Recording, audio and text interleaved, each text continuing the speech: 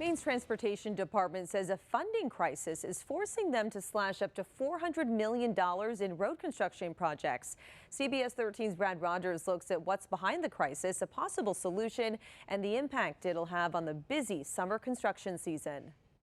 Maine DOT already delayed $50 million worth of paving projects this summer, and DOT officials say more cuts will follow unless this funding crisis is addressed.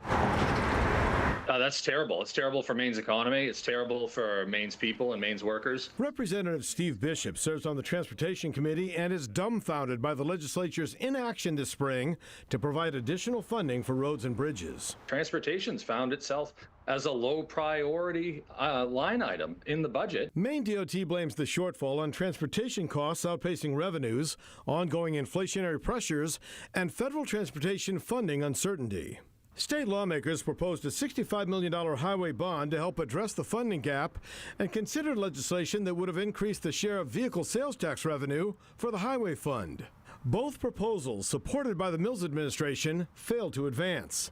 Maine DOT now plans to cut or delay another $150 million in projects. This is having a significant impact on the contractor community. Kelly Flagg represents general contractors. She says the state must take immediate action. We're talking about suppliers, too, who are going to be impacted, and the workforce. At this time, we haven't seen layoffs yet, but if these cuts continue as they're projected, I think it's going to be unavoidable. The idea that they're cut down to 40 hours a week and will be potentially facing layoffs in August is beyond unacceptable. We asked the governor's staff, is Governor Mills considering calling a special session to deal with the transportation funding crisis to get more funding for Maine DOT?